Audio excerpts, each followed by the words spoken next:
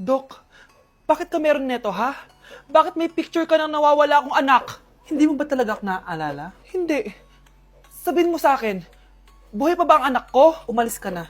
Marami pa akong gagawin. Buhay pa ba ang anak ko? Oo! Buhay na buhay ako! Ako ang anak mo na iniwan mo sa palengke dati! Nagtataka ka? Isa na akong trans ngayon. Alam mo, buti na lang, may mabait at mayamang pamilyang kumukup sa akin. Kaya maganda yung naging buhay ko. Tingnan mo, naging doktor pa ako. Kaya salamat sa'yo at iniwan mo ko. Anak, hinanap kita. Umasa ako na babalik ka. Hindi na importante yan. Ayaw na kita makita at hindi na kita kailangan. Kaya umalis ka na! Hello po. Kamusta po yung pasyente? Dok, si nanay naman yung nagkasakit. Kamusta na siya? Okay naman. Sa iba ko na lang siya ipapaasikaso, ha? Anak? Anak, please! Bakit anak tawag mo sa kanya, Nay? Sure ka ba na habang buhay ka magagalit sa nanay mo? Nakita ko results niya kanina. Anytime, pwede siya mawala. Magpapahangin lang ako. Nasaan na sila? Hello, nurse? Nasaan yung pasyente dito sa room 214? Anak? Ako ba hanap mo? Nay, akala ko may masamang nangyari na sa'yo. Anak, hindi na kita iiwan. Good news! False alarm lang pala yung nakita namin result sa nanay mo. Ibig sabihin, magiging okay siya. Salamat naman. Nay, ayoko na mawala ka sa akin, ha? Yay! May ate na ako! Tay? O anak, si nanay kasi kahapon pwede umuwi. Ano na kaya nangyari doon? Busy lang yung nanay mo. O siya, may good news ako sa'yo. Malapit na tayong yumaman. Anong ibig sabihin nun, Tay? Basta, hintayin mo na lang. Opo, Tay. Mabibili mo na lahat ng gusto mo, anak. Nasaan na kaya si nanay? The subscriber cannot be Nay, reached. sumagot ka! Please try again later. Anak, may aasikasuhin lang ako para yumaman na tayo. Ikaw munang bantay ng bahay, ha? Tay, si nanay kasi ilang araw nang di umuwi. Wala ka pa rin bang balita sa kanya? Scarlett, di ba sabi ko sa'yo busy ang nanay mo? Babalik din yun, huwag ka mag-alala. Sige na, ha? Kainis, wala na naman signal. Kailangan ko tawagan si nanay. Naku, Mare, tigilan mo na ako, ha? Scarlett? Aling Rosa? Bakit po? Bakit nandito ka? Hindi ba dapat nasa burol ka ng nanay mo? Burol? Nagjo-joke ka ata, tita. Buhay pa yung nanay ko. Kakagaling ko lang dun eh. O eto, hindi ba't nanay mo yung nakaiga dyan sa kabaong? Scarlett, anong ginagawa mo dito sa labas? Tay, explain mo to! Bakit nakaburol si nanay, ha? Kaya siguro hindi siya umuwi ng ilang araw? Tay, ano? I-explain mo na sa akin kung bakit nakaburol si nanay, ha? Bakit ka ba naniniwala dun, ha? Ang totoo mong nanay, busy. Di ba sinabi ko na to sa'yo? Pero, Tay! Wala nang pero. Huwag mo akong hintayin magalit, Scarlett. Di mo magugustuhan. Hindi pwedeng hindi si nanay yung nakita ko sa cellphone. Alam na alam ko yung tsura ni nanay. Malalaman ko rin sikreto mo, Tay. Oh, Scarlett, aalis ako ulit, ha? Huwag kang pasaway.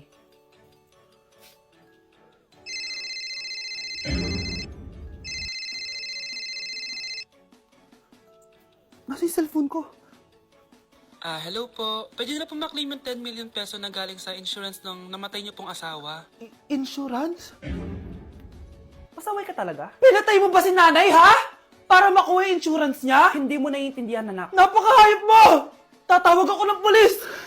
Itigil mo yan, anak! Nay, buhay ka? Oo, anak. Nagtago ako. Pag nagsumbong ka sa pulis, masisira lahat ng plano namin ng tatay mo. Hindi ko maintindihan. Ano nangyayari? Pinatay ko ang kakambal ng nanay mo. Para maniwala sila na siya talaga ang namatay. At makuha natin ng mga pera sa insurance. Sawang-sawa na ako sa buhay na to. Marami akong pangarap, anak. Gusto ko na gumanda yung buhay natin. Naririnig niyo ba yung mga sarili niyo, ha? Hindi ba kayo natatakot sa mga pinaggagawa niyo? Kung yayaman tayo sa maling paraan at sa paraan na magtatago ka sa pulis, Nay, itigil niyo na to, please. Please lang. Nay, kamusta na po kayo ni tatay? Eto anak, okay naman. Ikaw, kamusta ka na? Eto Nay, malapit na ako matapos ng college. Sana paglabas nyo ni tatay, marami na akong ipon. Huwag kang mag-alala, anak. Konti panahon na lang. Magkakasama ulit tayo ng tatay mo. See you, Nay. Miss ko na kayo. See you soon, anak. Hey, sweetheart. Will you marry me? What's your name? Wow! Yung mga gusto ko eh. Mga suplade effect. Playing hard to get. Gusto mo manood tayo ng sine? I'll pay. No problem with that. Excuse me, may boyfriend na ako. Okay lang yun. Hindi naman ako seloso eh. Pero ang boyfriend ko, seloso. Huwag mo sabihin, kalbo na naman yung boyfriend mo. Ha? Sino kalbo? Yung pangit yung kalbo. Yan ang boyfriend ko. Sa larangan, lansangan, Ito lang. Ang boyfriend ko din to eh. Ba't nandito ka? Saan mo nasabay ka lang? Ha? Ano ba yan? Tama nga. Hindi na tara na. Ay, salamat makakapagpahinga na ako. Hindi ko rin makakatulog na ako. Ano naman yan? Be, nasan yung part mo sa research? Kailangan na natin yun. Kakauwi ko lang, tama? Tayo ay nasa bahay. So, ang mga schoolworks, yung mga research, iwan natin yan sa school. So, kapag kakauwi ko lang at gusto ko matulog, imbes na wag kang tumawag, anong ginawa mo? Nasaan yung research natin? Tapos mo na ba? Be, kakauwi ko lang. Hindi ako robot. Kailan ako tumawag sa'yo at nagganap ng research na kakauwi mo lang? Never. Ang tawag doon, konsiderasyon. Hindi naman tayo babagsak kung magpapahinga tayo, di ba, be? Malilate na kasi tayo, kailangan natin magpasa. Aba, be, pwede ba ako magpahinga? Hindi lang naman sa school umiikot yung buhay ko. Kaya nang tumawag ka, napagano'n ako, oh. Aba, sira ulo to, ah. Kakauwi ko lang, ah. Pahinga din tayo, be. Baka bago natin mapass yung research natin, mapass away tayo. Sige na. Nay, tinatamad ako pumasok. Diyos ko, mga kabataan ngayon. Kami nga, tumatawid pa kami ng ilog at bundok. Nayo, ito award mo. Ang ganda mo, be. Ano ka ba, be? Ako na to, eh. Ikaw na talaga yan. Mas inuna pa mag-makeup kaysa maligo. Yes! Hoy, ikaw babae ka. Puro ka cellphone. Eh, ikaw nga buong araw nakikipag-chismisan dun. May sinabi ba ako? Be, ang lungkot mo siguro, no? Kasi wala kang jowa. Mas okay na yung walang jowa kaysa sa walang mama. Ang boring naman. Maglinis kaya ako. Anak, maglinis ka na nga ng bahay. Ay, matutulog na lang pala ako. Be, nagugutom ako. Kain tayo. Huwag na, be. Nagtitipid ako. Tara, libre ko. Sige, tara. Alam mo, ate, kung nakakayaman lang ang pagiging marupok, mayaman ka na. Kung nakakayaman lang ang pagiging pangit, ikaw na pinakamayaman. Tama na. Ano to? Wala na namang ulam? Mahal, pangako bukas may kakainin na tayo. Sinabi mo rin yan kahapon. Paano tong anak natin, ha? Paano natin ito bubuhayin? Mahal, please. Magtulungan tayo. Makakaahon din tayo dito. Ayoko na. O ito, ikaw na maghalaga niyan. Mahal, please. Huwag mo naman kaming iwan. Babalik na ako sa dati kong buhay. Sa buhay na nakakain ako na masarap. Sa buhay na nakakapag-party ako. Sa buhay na prinsesa ako. Ayoko na ng gantong buhay. Mahal, please. Babawi ako. Kaya mo na yan. At wag na ako gugulin, ha?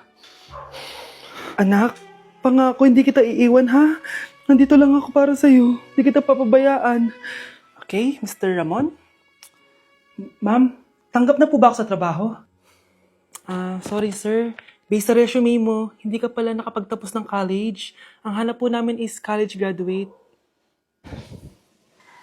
Uy Ramon, mukhang galing ka sa interview ah. Natanggap ka? Hindi nga eh. Baka may alam kang pwede kong pasukan ng trabaho. Pwede ako. Sige, sabihan kita ha. Salamat Susan.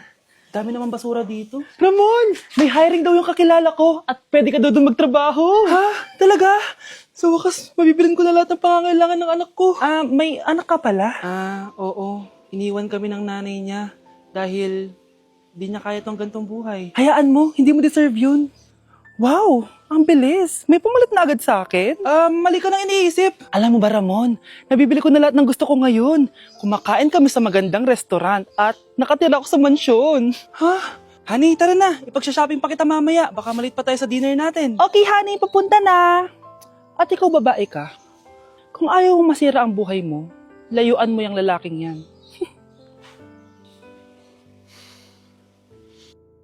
Uy pre, inuman tayo mamaya, Sabado bukas. Jeep pare, shot puno. Uy pre, may ambagan tayo sa alak ha. Uy bes, gala naman tayo this weekend. Sorry be, makikipag-date kasi ako eh. Yan tayo eh, hay naku. Tas iiwan ka rin yan. Huwag kang bitter dyan, wala kasi naliligaw sa'yo. Okay, matutulog na lang ako. Bes!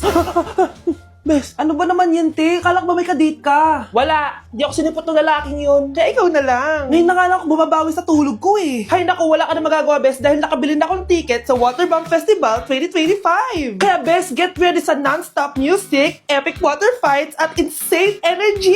Magpa-party-party tayo doon at alam mo na. Wow, Bes, parang ang saya dyan. Nandiyan yung mga idol ko.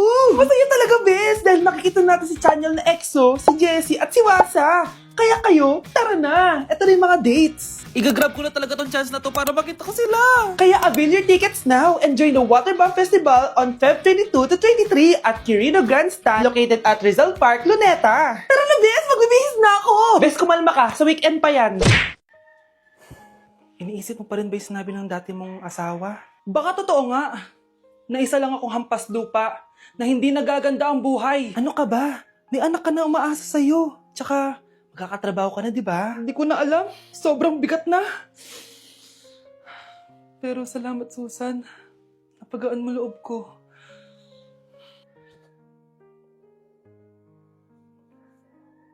Hello, ma'am. Thank you for calling. How can I help you? Baby, wag ka muna umiyak, please. Sorry, ma'am. Ako muna bahala kay Scarlett, ha? Mag-focus ka lang dyan. Thank you, Susan. Yes, ma'am. I will help you. Scarlett, pagtanda mo, magiging proud sa'yo ang tatay mo. Tay, papasok na ako ng school, ha? Grabe na talaga, anak ko. Dalaga na talaga.